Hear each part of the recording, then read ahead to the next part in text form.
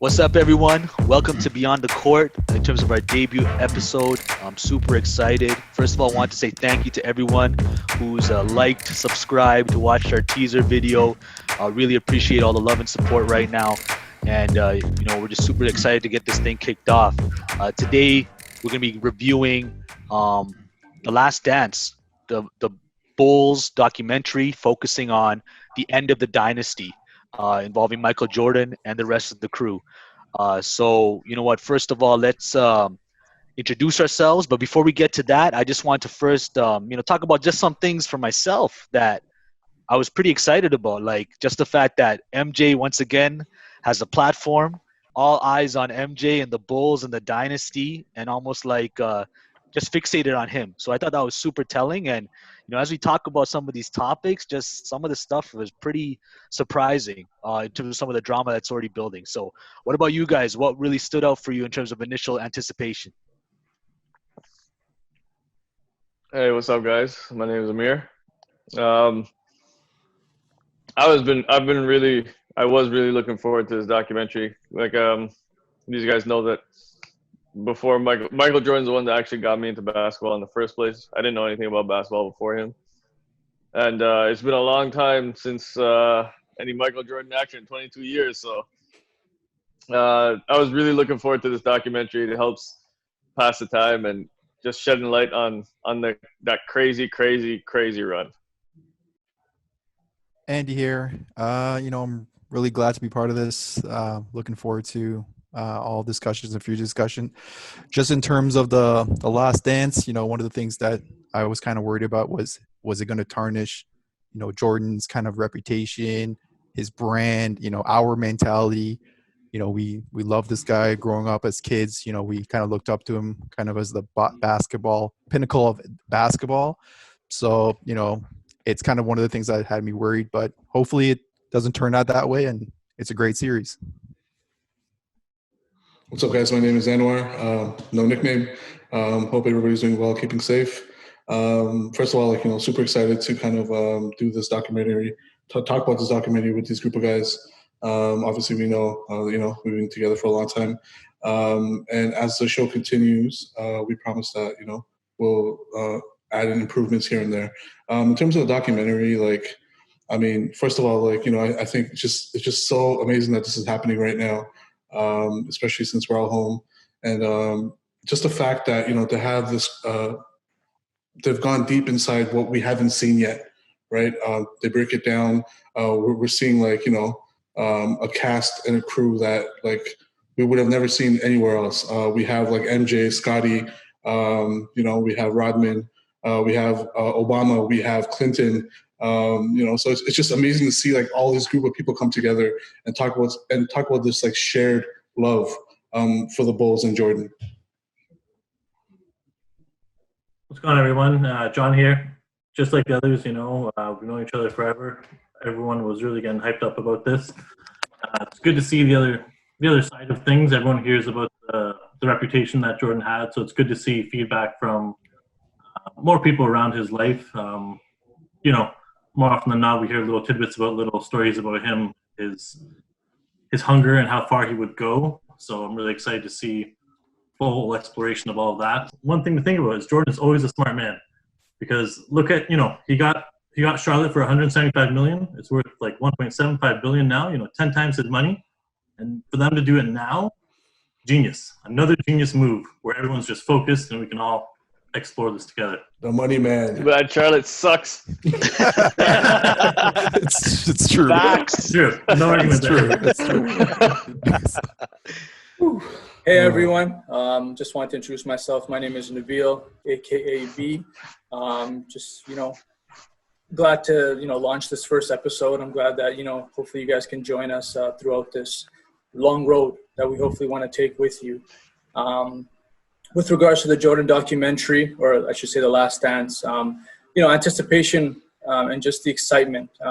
Growing up as a ball fan, I grow up as one of the biggest Jordan fans as well. So just to see the background and how the team gelled together and, how they became such a great dynasty, 2 3-peats, So just to get the behind the scenes look and just to see the fierce competitiveness in Jordan, the growth of all the other players around him. So I'm excited to see what comes next in the next few episodes. Awesome. And myself, my name is Pan. I'll go by Agent P during this podcast run that we have. But yeah, that's awesome, guys. I think in terms of, let's just dive right into it. Like the first thing that really, the episode really stood out and started to focus on was management and the element of, you got a couple of interesting characters that are coming right to the forefront. You got Jerry Krause, the general manager. You got Phil Jackson, the coach. You got Jerry Reinsdorf, the majority owner of the Bulls at the time.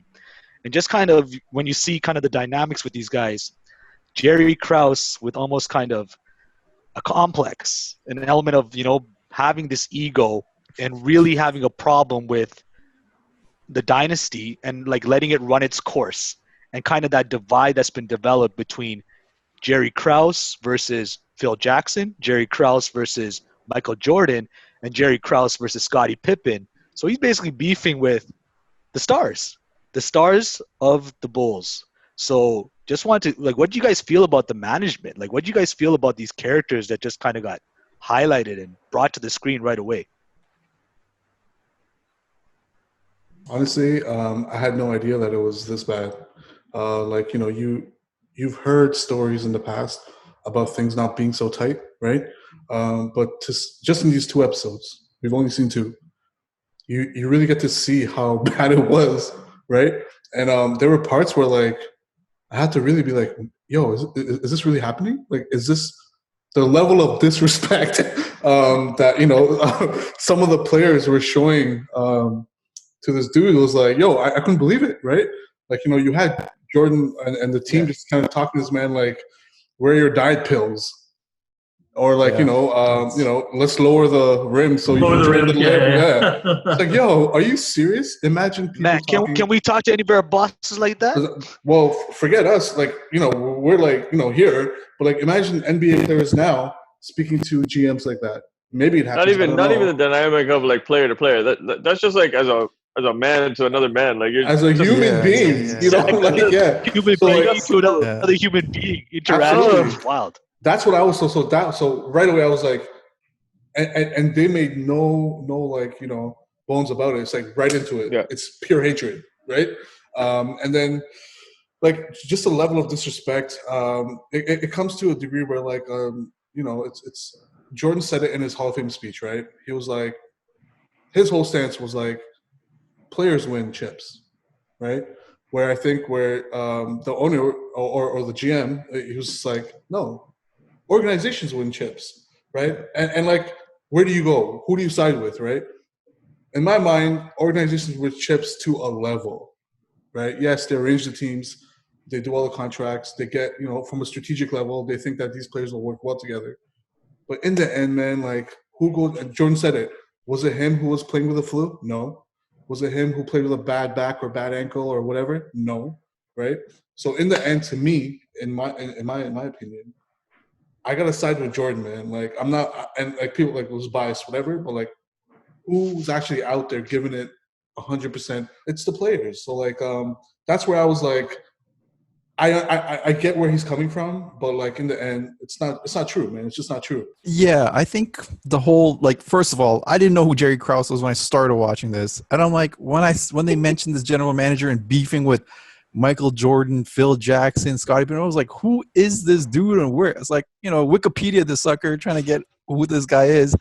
You know what? I can take both sides of the fence with this one. He did.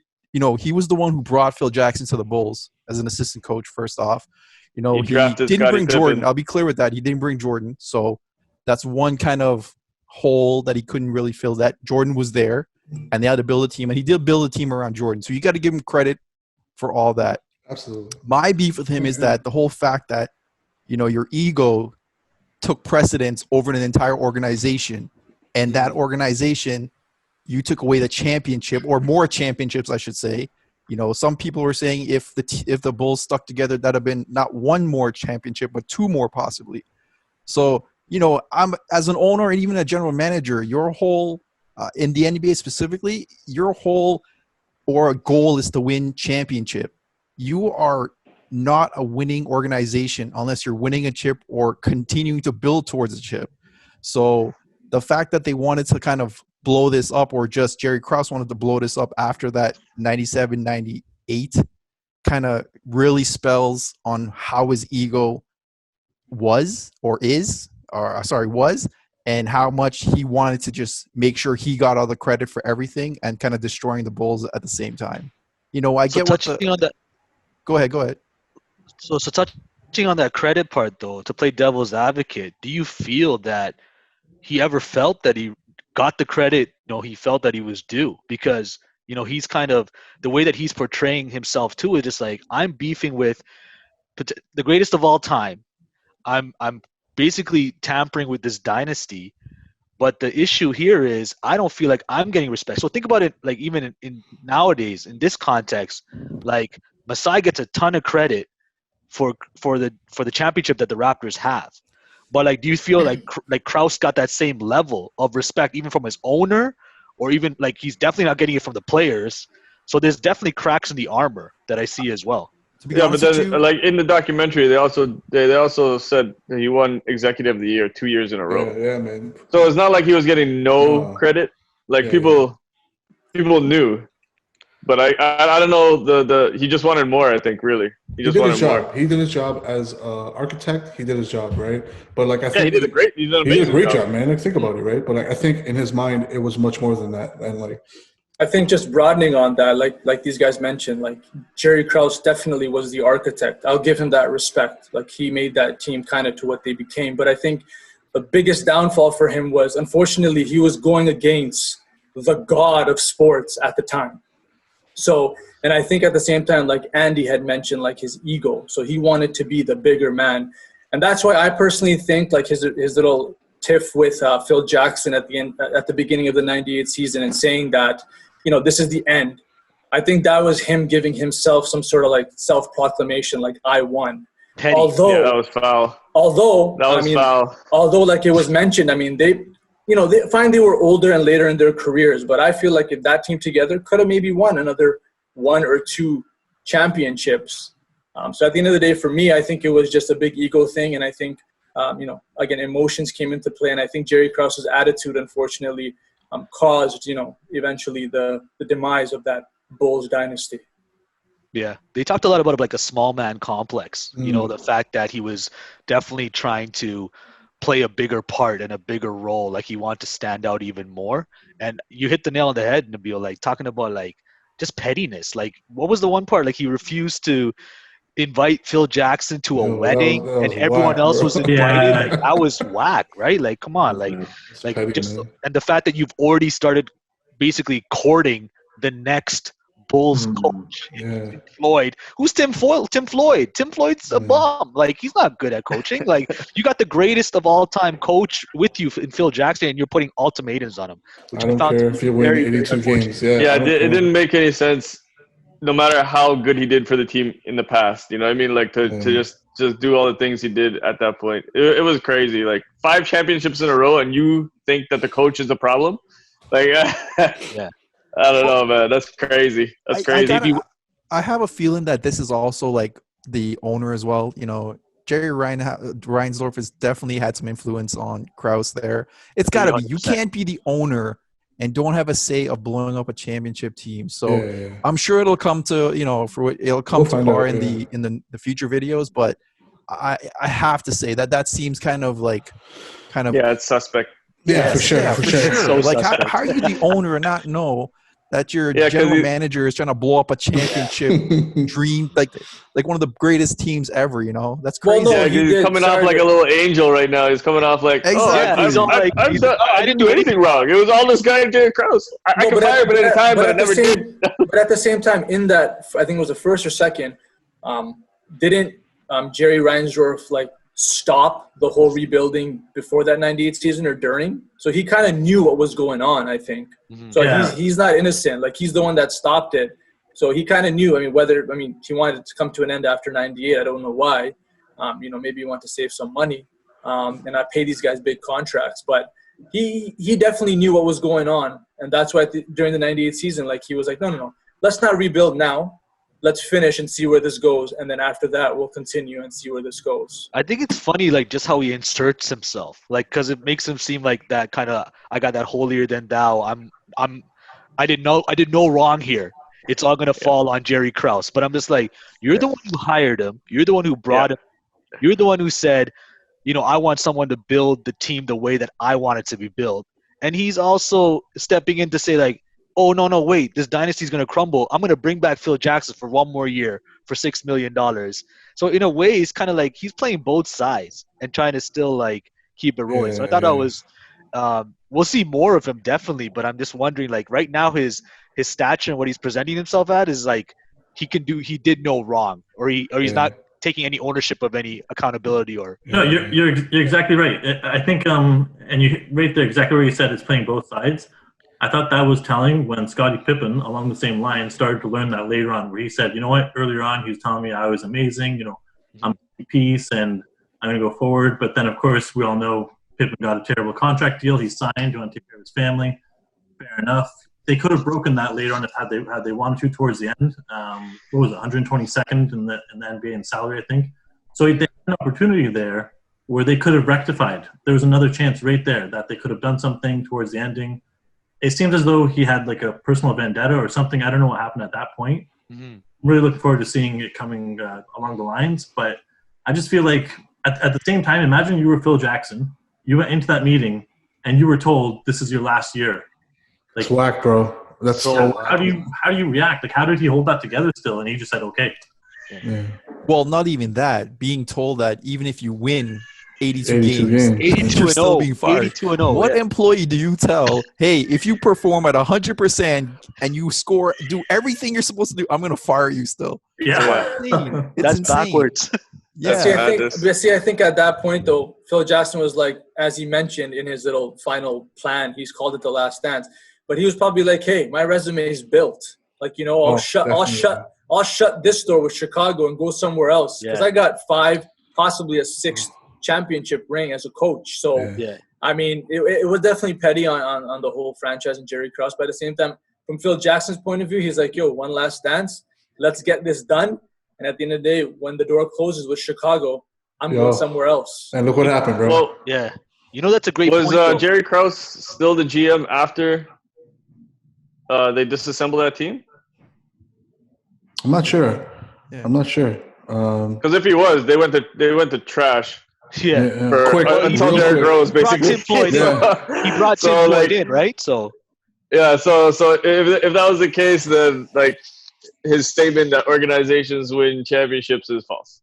95 to 2003. 2003. So is that Derrick Rose? Yeah, potentially. That's potentially Derrick. He hung around until later. Yeah. No, I think D-Rose was later. I think it was later, man. Okay. Yeah, it's just, again, it comes back to, I just feel like there's more onus on the owner, to be honest with you. Like, this guy's getting, like, Krause is getting a lot of blame, but you're still the owner. It's got to be something with this guy. Yeah. Everything points to this guy being really cheap.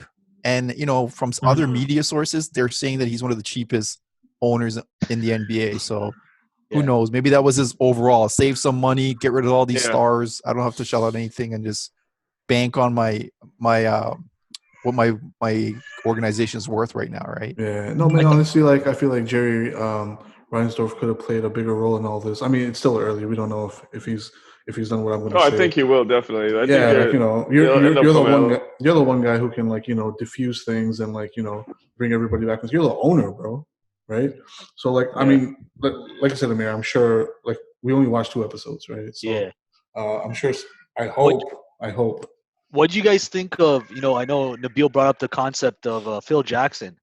I thought it was really interesting in terms of his leadership, like during such a crazy kind of last season, that he was able to kind of rally the troops. He put together kind of the package saying the last dance. It says 1, 2, 3, 4, 5, 6 and Roman numerals. And he's basically saying, guys, let's just see this through till the end here, because this is literally the end. I just thought that was like awesome leadership. That's a leader to say, like, hey, guys, any distractions, things are on fire all around us, but we just got one job to do, and that's to win win Absolutely. basketball games. And I think to elaborate on that, like not only, I mean, it's top down, right? So starting from Phil, not with the ownership and the GM, but I'm saying from Phil, and then knowing that, and then the players cascading that down to be like, yo, let's do this one last time. I think that's enough fire to be lit in your backside to be like, let's do this. You know, let's show them what we can do.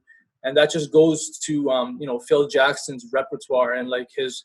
That's why they call him the Zen, right? The Zen master. So like just his aura and what he brings to the table, and hence why at the end of the day they went and won their 6th championship in 8 years, right? Mhm. Yeah, like sorry, go ahead, Amir. yeah, because I think they recognize too. Like you get 6, that's more than that Lakers dynasty that preceded them, and that's etched in history, man. They're right there. They're like, let's go, and on top of that, with Jordan on your team, I don't think you can not go for it. Like he would have killed, he would probably killed people. Yeah.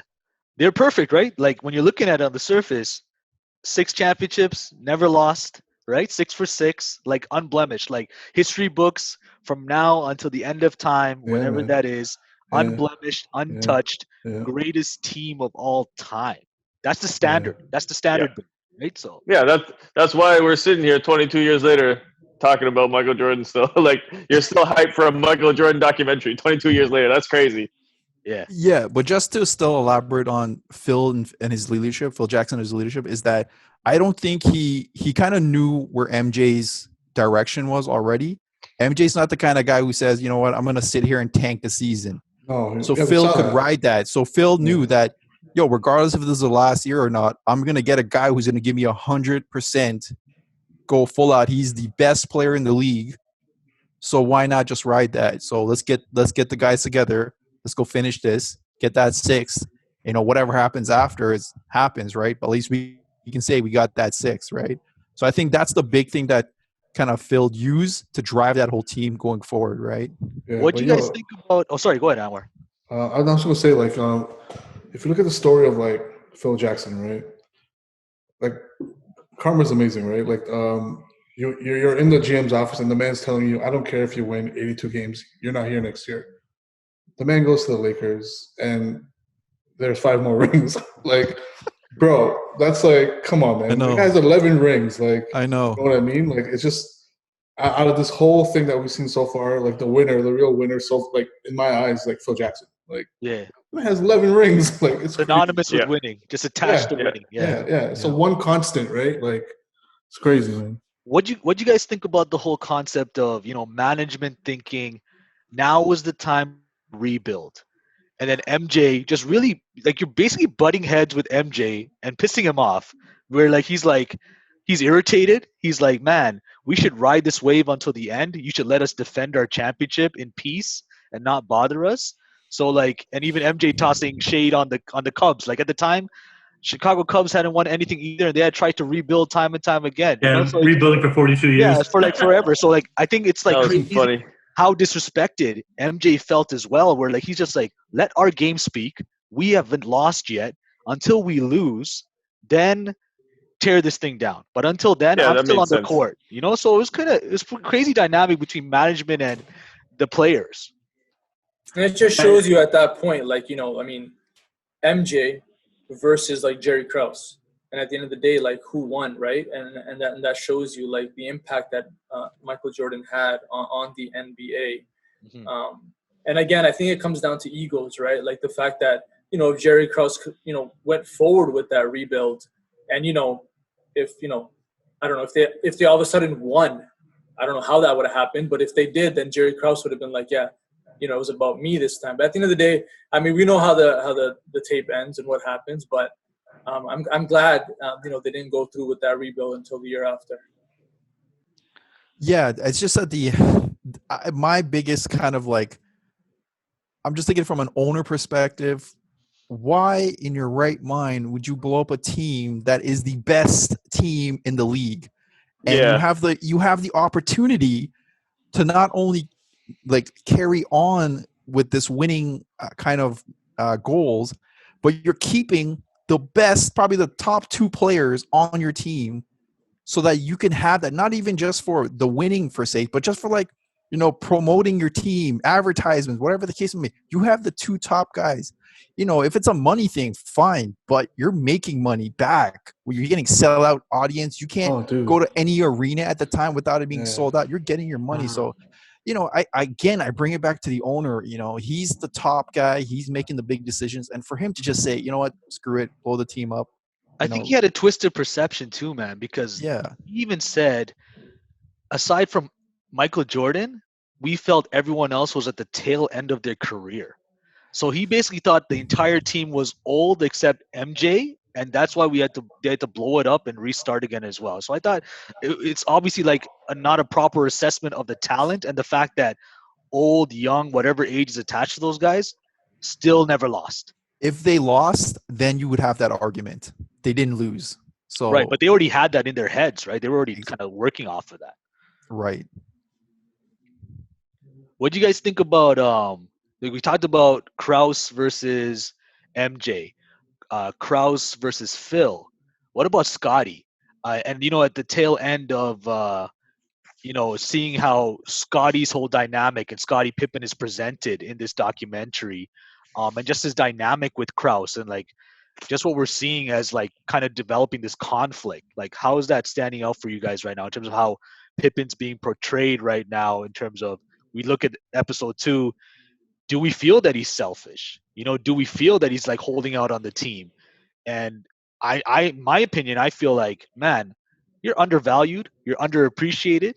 You're basically on any other team, you're the number one. The only thing that's standing on your way on this team, it's Michael Jordan, the greatest player of all time, and you're a second fiddle to that. You're Robin to that. So, how are you guys thinking? How like Scottie Pippen so far, like coming through on this documentary in terms of like the 2 episodes?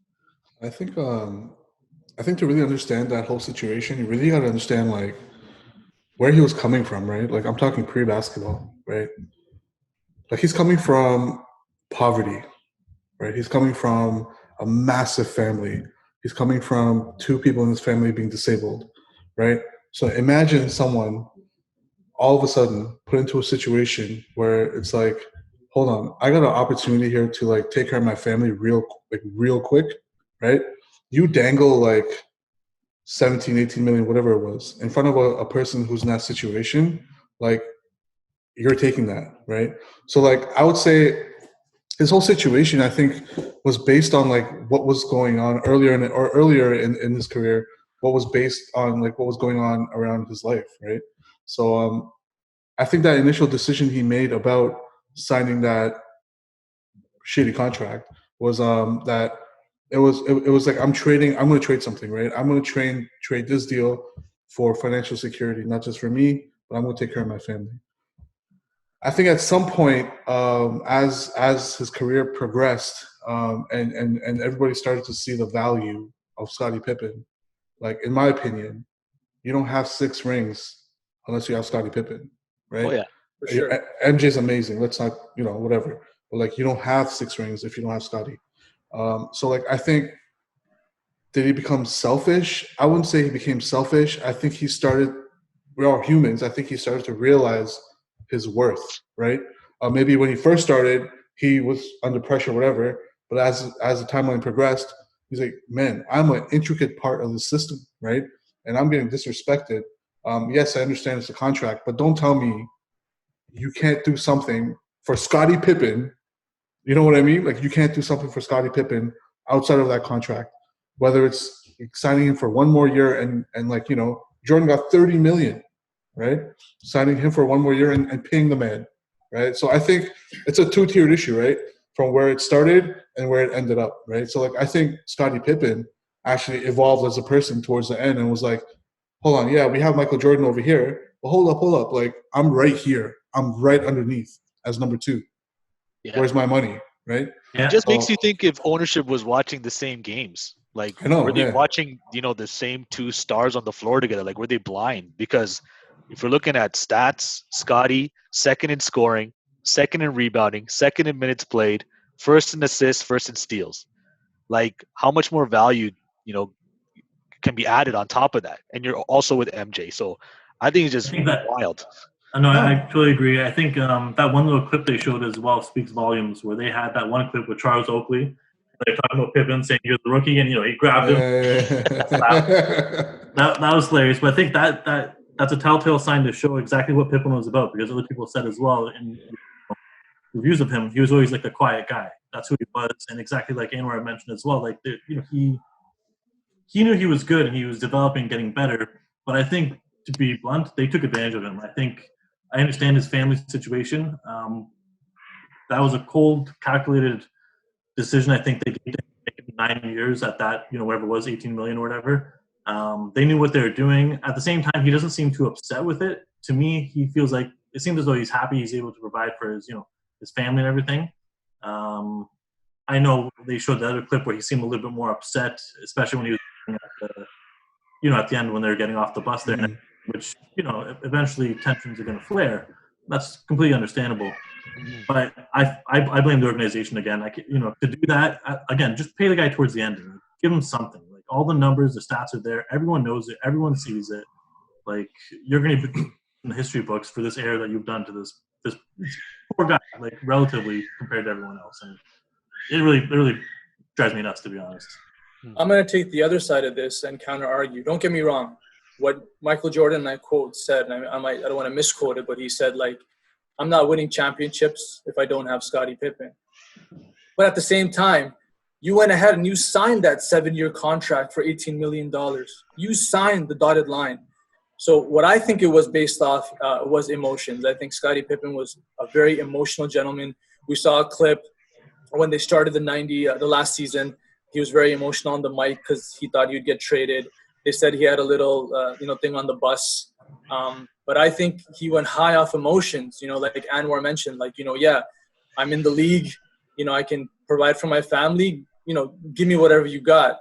Whatever happened to maybe taking like a 2-3 year contract and then obviously developing yourself and then hopefully getting paid after that. At the time, I know I'm comparing different situations. That's what they do nowadays.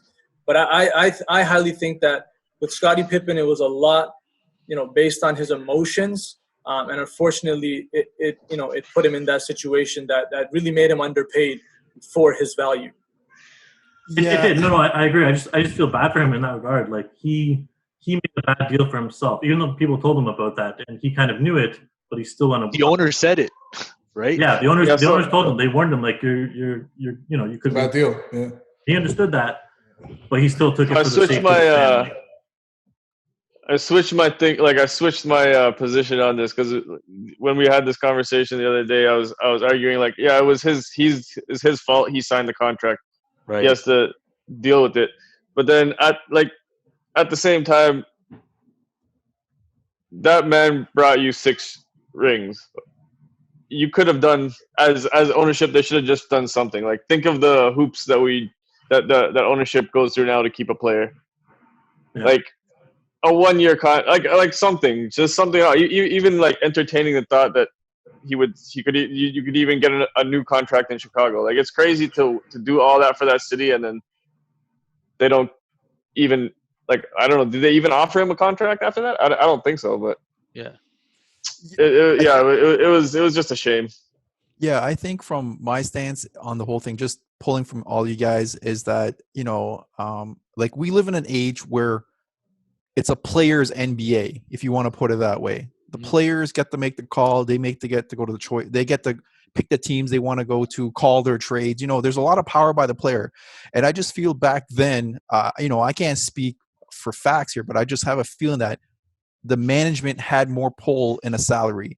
So maybe there was some pressure, like John mentioned, there was some pressure for Scottie to sign this contract. And, and I can see that where management is trying to negotiate the cheapest deal for the longest term. As anybody, we all work in an industry where we're always trying to get the more for the least amount of money, right? For sure. Definitely. So I think that's what the management played it on. Yes, he wanted to secure his family, but at the same time, he doesn't have anything to compare that to. He's not getting an offer from other teams that would, match that or whatever the case might be. Well, to counter that, I mean, he's getting paid a salary that's 122nd in the NBA. So, like, and then like. That's true, but remember, terrible. He signed at the 3rd year in, so he doesn't know what that is, right? They're not a championship team at that point, right? So he signed that contract pre-championship, and then then you're winning. then your value goes up. But at the same time, I just felt he got pressured by the organization to sign something for the cheapest dollar as possible. And then on top of that, yeah, I agree with you guys. The management should have done something, maybe an extension, to help That's the team it point. off, and then Like re-sign something bigger afterwards. Mhm. yeah, like let's say he did his contract. He did the 7 years. So then after all of that, after winning those championships, he doesn't get anything from the Yeah, it's just organization. gonna Like give him that's 1 year, really man. really messed Yeah, up, man. Yeah. That's And crazy. Even I think That's he cold. really like wanted that. even cold-blooded. Kyle Lowry got a 1 year extension just because of everything that he did. I'm like, he's an old point guard, but But I think at that point, though, the Chicago Bulls franchise was all about rebuild. Like they didn't want to bring anybody back. You know what I mean? And so that's why I think they were And with their they mentality. soured that relationship too, right? Yeah. You know what I mean? And I personally don't think when Scottie Pippen was coming out of Arkansas, Central Arkansas, where he went to, I don't think people thought he was going to be as good as he became. Yeah. You know what I'm saying? So that maybe Yeah, that's why they kind of undervalued him to a certain extent. Don't get me wrong. I totally understand what you're saying. Where he's bringing you ring after ring with Jordan. Compensate the guy somehow. Like I'm sure you can break a contract and give the guy something or give him a bonus. But you didn't even need to break the contract. Just after his contract was done, offer him something else, which they didn't do. Yeah. Or Yeah. renegotiate midterm, right? That's- You that's what I'm you're still saying. a dynasty. Pay this Buy guy. him a man. Yeah, get him something, right? But Yeah. then God damn. But I think at that point, when it comes to renegotiation, I'm not comparing Pippen to like Kukoc or Kerr or Rodman. But at that point, everyone would want to negotiate. Because at the same time, Yeah. I mean, yeah, MJ and Pippen carried it. But at the same time, you're not winning it without Rodman's defense and rebound to cover Malone, in those finals. You're not Kerr with that jump shot. Kukoc as a 6'10", 6'11" forward. So, I mean, I don't know. Like, as a management, you're looking like, okay, if I give one guy this much, I got to compensate the others. Who, don't get me wrong, we're making more because he was the sixth But highest you're not paid. giving him much. That's the thing. So like I find it really baffling that It's cheap, Yeah. man. They're you just treat cheap. him. It's They very cheated, so. yeah. Like we're talking about a dynasty. You're telling me that they didn't sell tickets, sold out. You got a statue of Michael Jordan in front of this arena. Broadcast like, the money. money Yeah, is man. kicking in. You guys are ratings. NBA on NBC all day, every day.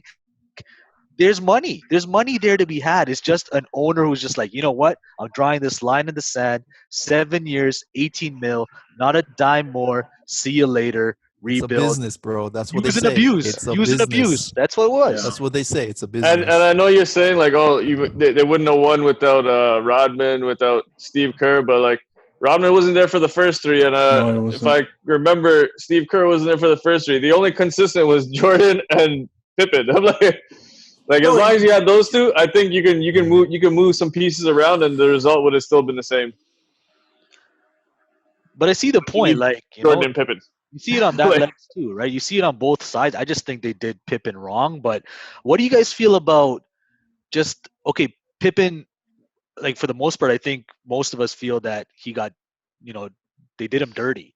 But what about his approach when you got like such a strong-willed MJ who's looking for championship number 6, and you got Pippen coming off an injury, delaying his surgery, delaying his start to that season. MJ's carrying the load of the Bulls by himself. How does that look to you guys? Is that more of a selfish stance on Pippen this season and more of a direct disrespect to MJ, regardless of the contract issues, or regardless of his beef with Jerry Krause and Bulls management, regardless that he's going to leave and knows that the writing's on the wall? What do you guys feel about that? How Pippen handled that?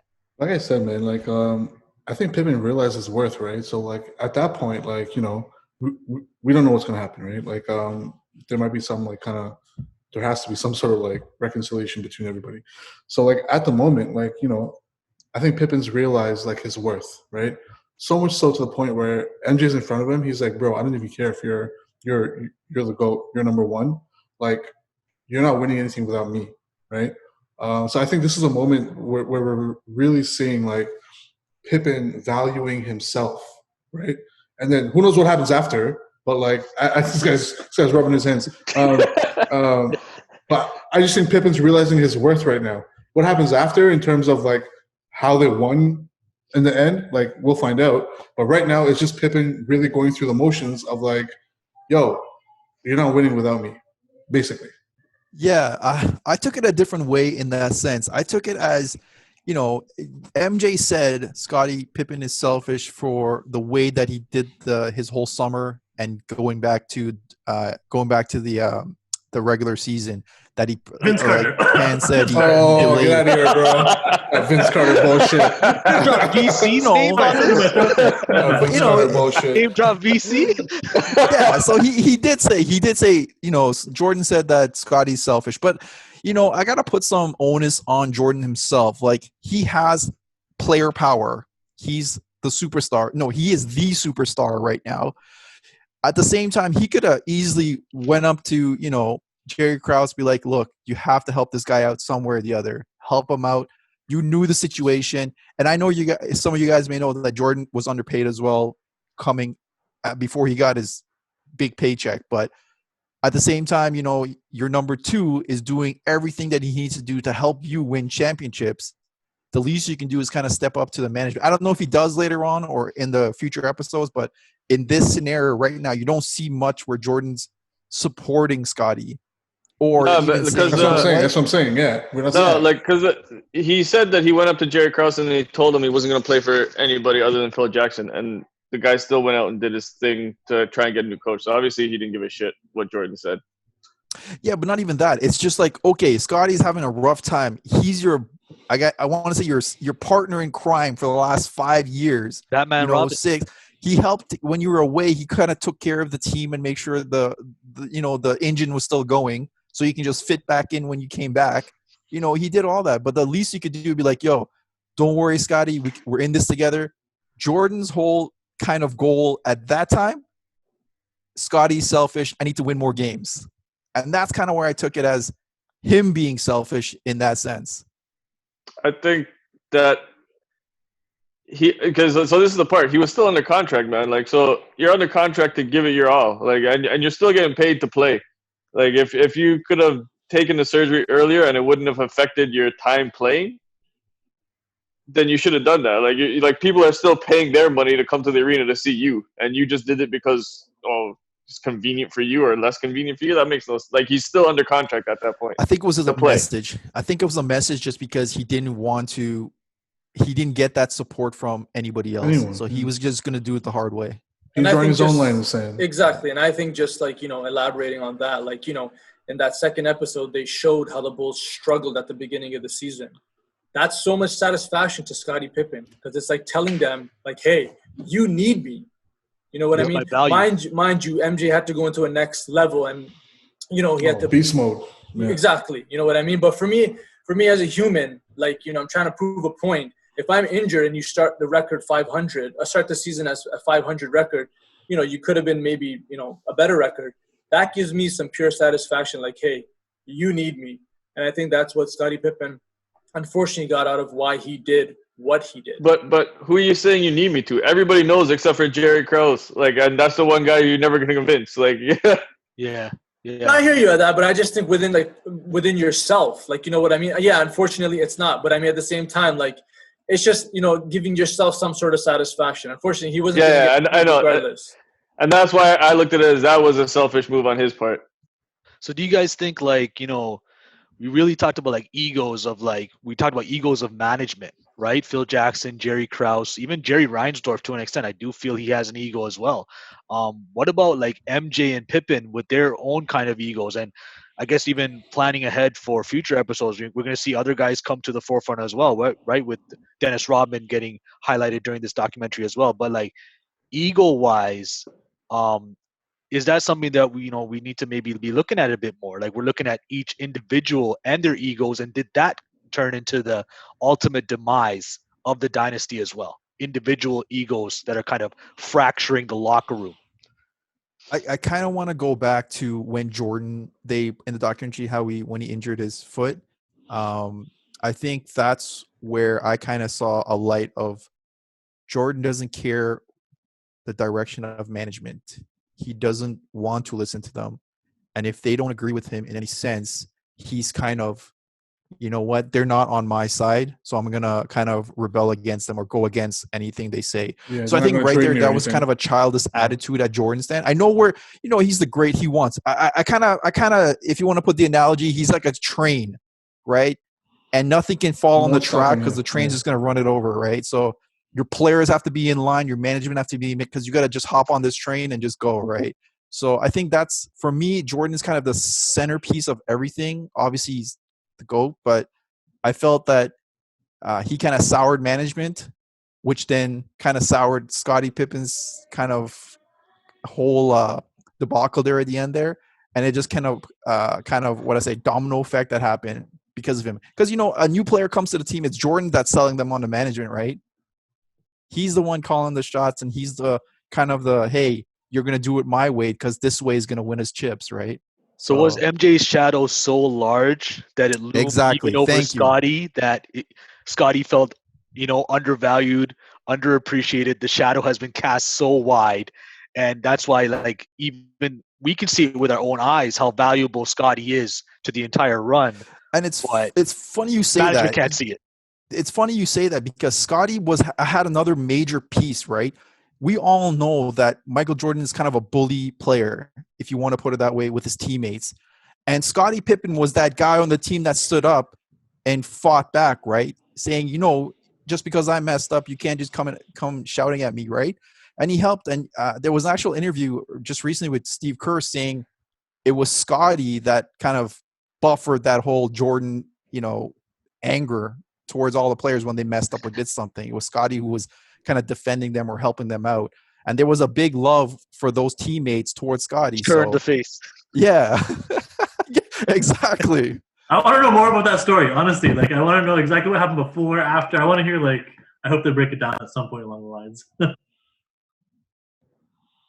As far as like, do I think the players' egos, if the egos like destroy the dynasty, I don't think so, because like I've heard enough interviews with Rodman himself where he says he never even spoke to Jordan Outside or the Pippen yeah. outside of the Right. court. So like basically they came in, they got in the court, they put in work, and then they went home, and then like their personal relationships really didn't even have anything to do with it. So I don't think that, I don't know, like I don't think the ego was the downfall of that particular dynasty. I think it was the management. You guys touched on something as well earlier. You know, MJ, Michael Jordan, winning at all costs. If anything comes in the path of winning, he's going to run through it or he's going to toss it aside. Do not essentially derail my plans in terms of greatness. Phil Jackson had to be his coach. Phil Jackson, I feel, for MJ meant that means winning because I haven't lost yet with Phil Jackson as my coach. So don't disrupt that flow. And I was just thinking about it. It's almost like a random question that I was thinking about is like, could the Bulls have rebuilt around MJ and brought Phil Jackson back? And would that have been something that they could have worked around still? Like, so if the Bulls said, okay, we're gonna rebuild, but MJ, you get to keep your coach. We just gotta Everybody else unload is good. everybody else, but Yeah. it's you still. You are the centerpiece. That's just something that came through my head. Like, MJ, I know you love Pippen, but do you value Pippen more than Phil Jackson?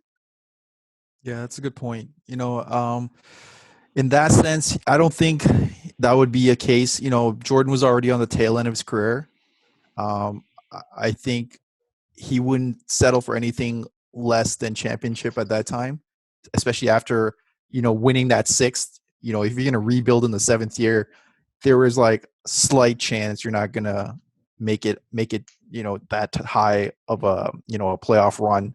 So, you know, you're taking a huge risk. And, you know, Jordan already got big contracts. You know, he got the Nike deal.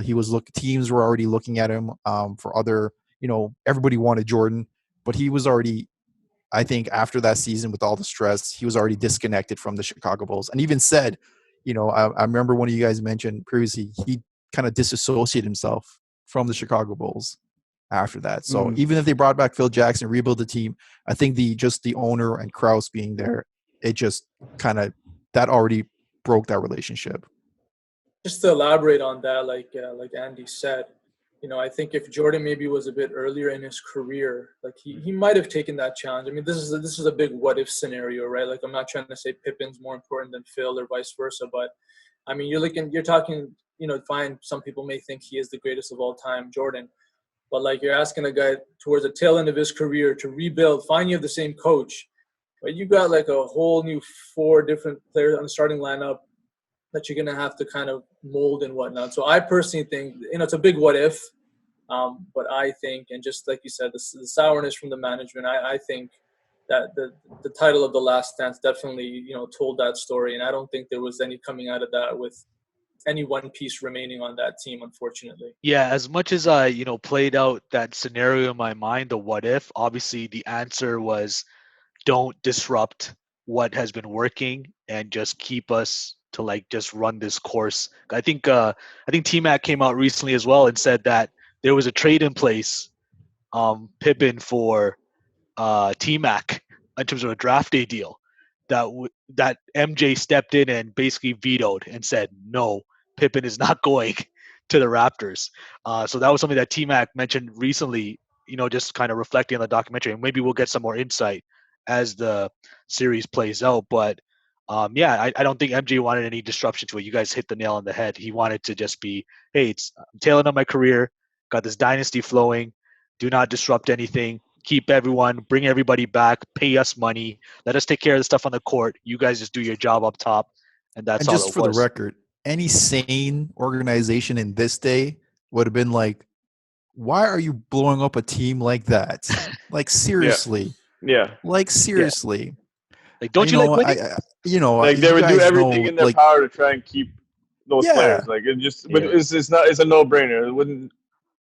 yeah. I think the relationship again was just so sour that you just couldn't continue to ride the wave. I mean, maybe it was 6 years too long or 6 championships too long, but I just think that the relationship was just so sour that if you have the GM at the beginning of the season telling your head coach like this is it, And that's how you're kicking things off. even if you go 82-0, you're not coming back. I mean, That's at the end of the day, you man. cannot come back from that, unfortunately. Yeah. What do you guys think about last two points I'm just thinking here is like the Bulls before Michael Jordan gets drafted to join the franchise. The Bulls before that were like they Trash. mentioned it like they were like trash, the laughing Yeah. stock, right? Yeah. No Bulls fans, empty arena. Apparently an indoor soccer team called the Chicago Sting had more fans than the Chicago Bulls, a professional basketball team. Yeah. Like how crazy is that? He is Right? the franchise. Like the term, like he's the franchise. Like I feel like came from him. Like just those facts that you mentioned. Like empty arena. No money coming in. Mhm. Another sports team is kind of the like taking the lead in the arena, and then this kid comes and like within honestly, you guys saw within games they're like, okay, hold on, who's this guy, right? Literally like third, fourth game, like he was making an impact. Yeah. So yeah, man, like the franchise, like that's where it comes from to me. Yeah, but to take it a step further than that, yeah, he brought kind of brought the team back into getting more fans stuff, but just the association itself, right? So the association NBA started growing huge, right? And then they went international.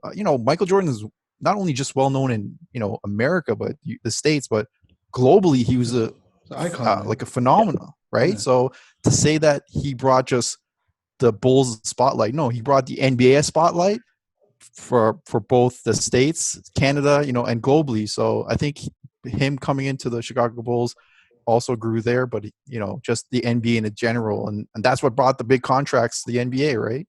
Mm-hmm. Just a side note to that, it was crazy when he got drafted and all the other players were commenting on him, and they're all like big men, 7-foot men, and they're like, yeah, I don't think this guard can make an impact. Like, and then just to see, just to see how different the league is now. There's like now the big man can't make the impact.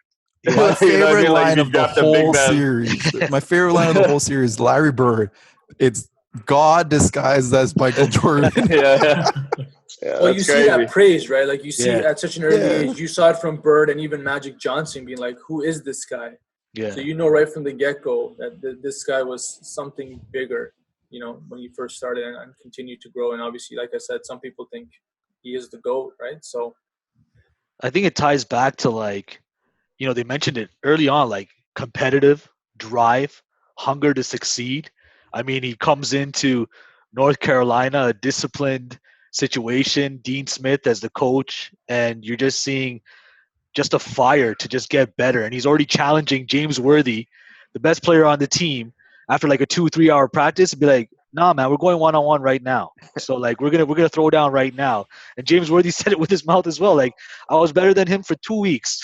I was better than him for 2 weeks, and that was it.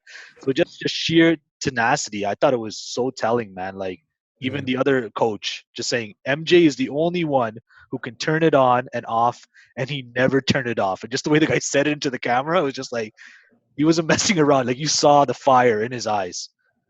Yeah, no, absolutely, man. And like the whole like winning at all costs, like 100%. Like he works so hard. Like as an athlete, every athlete works hard, but like there are these like a few that bubble up to the surface that are just like next level, right? And yeah, some of the stuff that he did, in retrospect's like, yo, that was cold, man. Like that was hard, right? But his mentality, like he's been kind of growing up with that since he was a kid with his brothers and stuff, evolving slowly in every step in every like stanza of his career to the point where it's like if I'm playing something, I'm playing to win and nothing else. I don't care what's in front of me. I don't care who's in front of me. Like my mentality is just win, win, win. And I think that's what kind of certain people like it rubbed off the wrong way, right? That's how you go 6-0 in the finals. That's how you go 6-0, That's bro. right. That's how you go 6-0. Undefeated. That's how Never you make lost. history, That's- man. Never lost. Yeah. That's how you Yeah. make history, man. So And that first one where they beat the Lakers, like that was that was poetry. That was poetry too, but like that's you dethroning the former dynasty and starting your own. well, that's literally what they say, like kind of the passing of the torch, right? Yeah. Like, Yeah. you know what I'm saying? Like, from Bird to Magic, then to Jordan in that era. That literally was the defining moment. And again, the rest is kind of history. You go 6 and 8 years. I mean, can't question that. I think it just goes to like how talented MJ was as well. Just like there's one thing to have sheer drive, hunger, but he also had everything in the toolbox to like refine and get better as well. I think another thing that really stood out for me was he comes into the league as a rookie. That and Anwar mentioned as well. Like third, fourth game, they're facing like the Bucks. Sidney Moncrief, 2-time Defensive Player of the Year, and he cooks him. He cooks him in his third game. That's like if like Ja Morant came and just started saucing Kawhi right away. Here you go, right? Like so, it's just like I thought that was wild, man. You just get cooked in your third game. And he knew it too. He's like, yeah, I can't do nothing about it. Exactly. I can't do anything about it. there was this part. I don't know. This is like kind of off topic, but there was this one part in the documentary where it was the playoffs, and I think they were playing Boston, and it was like a game, off day and a game. Michael Jordan went golfing with someone from Boston. Yo, I found that really. Yo, hold on. I found that like it was Danny Ainge. Danny Ainge, Ainge. yeah. Wasn't the coach? Yeah. He was the coach, right? I found that so interesting, man. Because like, now in the NBA today, the new brand of NBA, everybody's buddy, right? And we think that in that brand of basketball, it was like, yo, I'm not talking to you, right? Right. I'm like, yo, so he's playing golf with like. No, man, but that was one of the funnier stories because like Danny Ainge made a bet with him, and he lost the bet, and he's like, yo, I'm gonna cook Dennis Johnson because and Dennis Johnson's getting cooked the next day, and he doesn't know why. He's like, yo, why is this guy so mad? Yeah, man. I just found that so interesting. Like, we never see that, but I was like, yo, this guy played golf, like crazy. But I bet, yeah, he had his own. Even in like golfing, whether it was like building repertoire with the other players or even opponents, it makes me think of even like the Charles Barkley scenario. Remember, he went golfing with Barkley, Yeah, $20,000 afterwards, and of course he had that famous line, "I'm not going to worry about this bleeping guy anymore because he's not going to be on me," and it worked out. Like he is, no matter what he's doing, he's always on point. He always has a behind the reason of what he's doing. Yeah. Just that level of dedication. I think Savage, bro. Unbelievable. I think for Jordan, it was kind of like a kind of a mind game too, right? Yeah. And I go back to a quote like when they were with the Dream Team, Jordan comes back into the NBA, and what he took out of it was he could see people's weaknesses during practice, so that he could bring it back to the NBA and kind of like work on those and try to play harder against those people. So he knew their weaknesses. So he went in with the dream team to pick out the other players' weaknesses, so he could expose them. Like Went as a spy. It's crazy. I think with Jordan, like he had his own little mentality, and I mean, at the end of the day, like he had that killer instinct. But I think there was the mind games and just everything he used to do. There was a reason to his madness, I think. Even the part about the mind games, I reflect back to when Jordan did his Hall of Fame speech, and he said the part about Van Gundy saying how MJ used to befriend the players and then kill them. And kill them. So he just like friend. So like I'm thinking about like Danny and him on a golf course. They're all nice. They're all buddy, and they're just like, oh, by the way, I'm gonna come coming after DJ. Just letting you know, I'm dropping 50 on him, right? You're So just like messing with them mentally, right? yeah. Yeah, You know what else was crazy too? When he won the Olympics before he even started his NBA career, and I think that was before USA was sending the professional players still. Mm-hmm. Right. So it was like an amateur, but like the rest of the countries were sending their pro athletes, Right.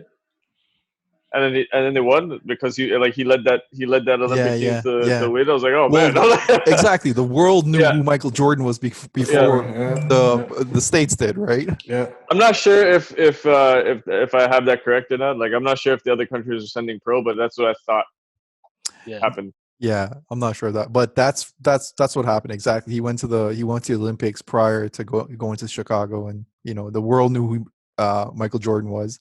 His Olympic coach knew as well, so they knew he's. Yeah, I didn't even realize he won the Olympics before he started his NBA Yeah, career. that was To be I honest. didn't realize that either. So One of the earliest accolades, right? That no one remembers Yeah. unless it comes out in a And it's, documentary. it's such a big one too, right? Like, Yeah. Yeah, because I thought it was just the dream team, and then whatever. yeah, man. Oh, Whatever. man. I can't. Honestly, like, I'm so pumped about this documentary, man. Like, it's only been we're 2 only episodes. on 1 and 2, episode 1 and 2. Man. And, 2 like, there's hours so worth. much more. Y'all got all this. There's so many other it's- it's like an onion, man. So many layers to peel off, right? Like, And it's so much needed now that we're missing the NBA and yeah. Yeah. the chance for the Raptors to defend the title, baby. What do you mean? We already defending, bro.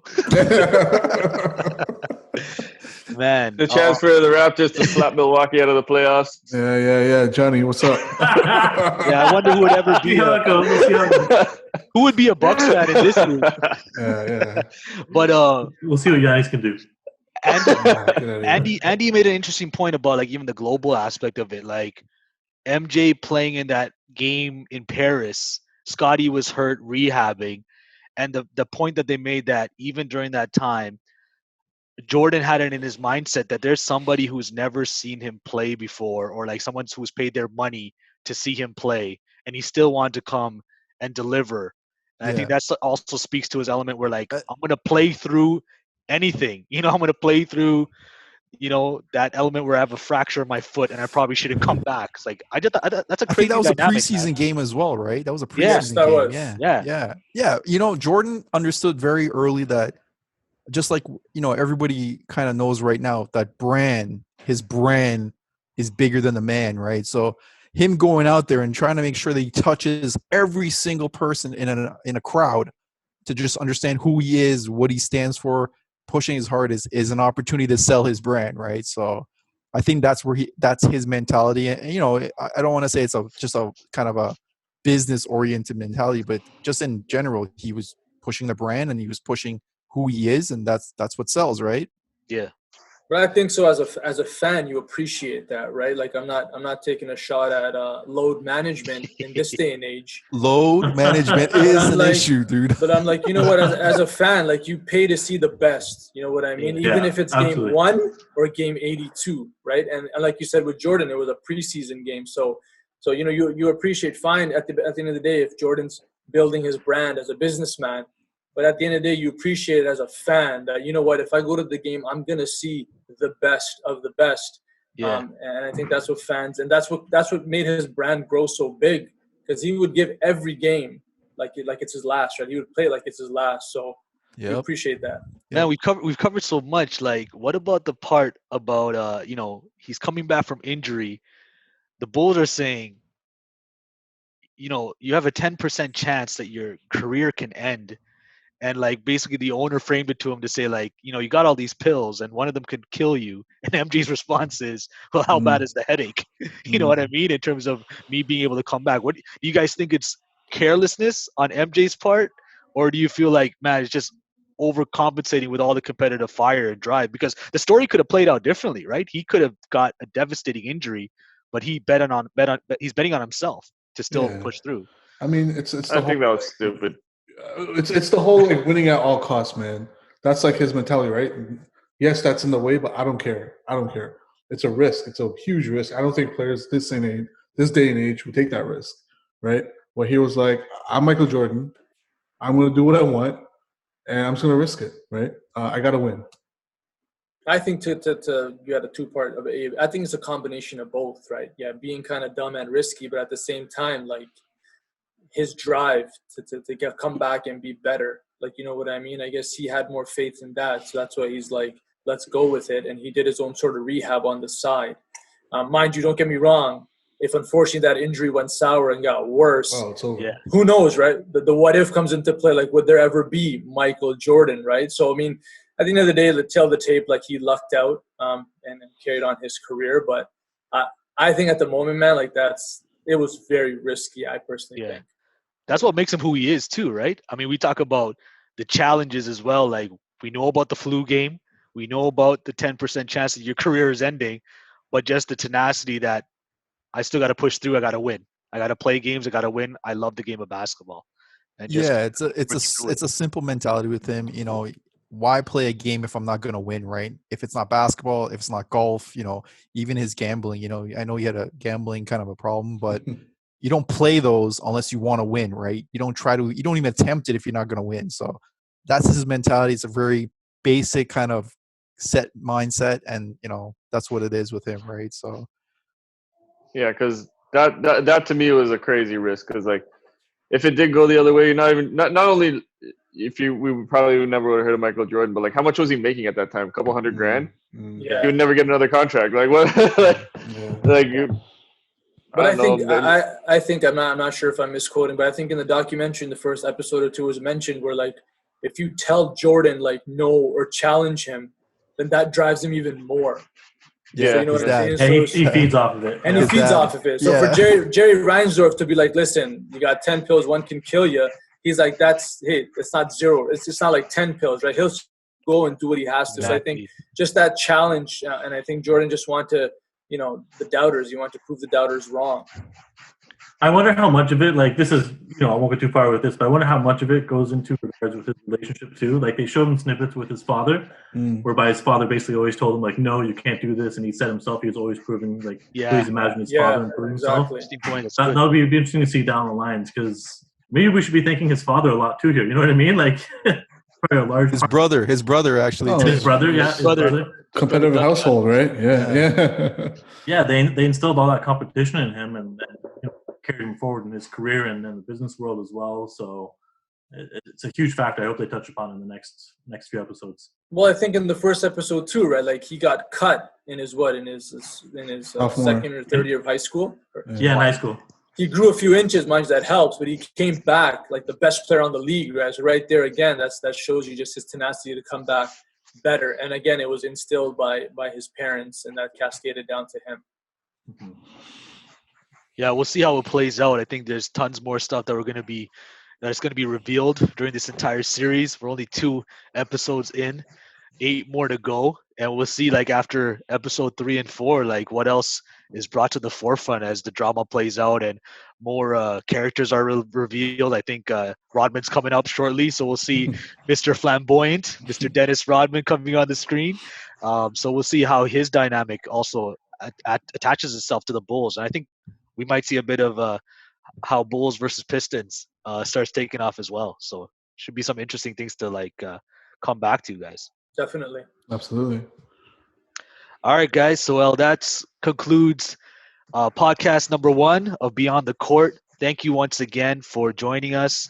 I thought we covered a ton of great stuff. Be on the lookout for podcast number 2. We're going to review episode 3 and 4 of The Last Dance. with the Bulls documentary that's currently on the go.